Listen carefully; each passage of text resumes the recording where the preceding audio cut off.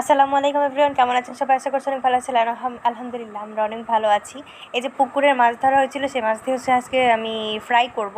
এই জন্য এখানে প্রথমে মাছগুলোকে সুন্দরভাবে ধুয়ে নিয়েছি, তারপর এখানে লবণ দিলাম, তারপর আদা বাটা, রসুন বাটা, জিরা বাটা, বোম্বাই মরিচ বাটা, গোলমরিচ বাটা, এগুলো সব কিছু দিয়ে দিয়েছি। তারপর একটু হলুদ গুঁড়া দিলাম, মরিচের গুঁড়া দিলাম। আর এখানে কিন্তু আমি তেঁতুল ভিজিয়ে রাখছিলাম পানি দিয়ে, তো ওইখান থেকে তেঁতুলের বিচি টিচি বের করে যে রসটা বেরিয়ে গেছে সেটা হচ্ছে দিয়ে দিয়েছি। আর তারপরে কিন্তু এখানে হচ্ছে সস, প্রাণ হট টমেটো সস দিয়ে দিয়েছি। তারপর এটাকে সুন্দর করে ম্যারিনেট করে এটাকে 4 ঘন্টার মতো কিন্তু আমি রেখে দিয়েছি ঢেকে। আর 4 ঘন্টা পরে এখন সন্ধ্যার সময় এখন হচ্ছে ফ্রাই প্যান দিয়ে তার মধ্যে তেল দিয়ে দিয়েছি। তেলটা গরম হয়ে যাচ্ছে, আর এখানে কিন্তু আমি আরও একটু মাখিয়ে নিচ্ছি মশলাটা। তারপরে এখানে মাছটা দিয়ে দিলাম। আর তেলটা একটু বেশি গরম হয়ে গিয়েছিলো মশলার কারণে, একটু সাইড দিয়ে আগুনের মতো জ্বলেছিল। চুলাটা কমিয়ে দেওয়ার পর কিন্তু চলে গেছে। আর তারপর এটাকে উল্টে পাল্টে সুন্দর মতো ভেজে নিয়েছি। আর এই হচ্ছে ফাইনাল লুক।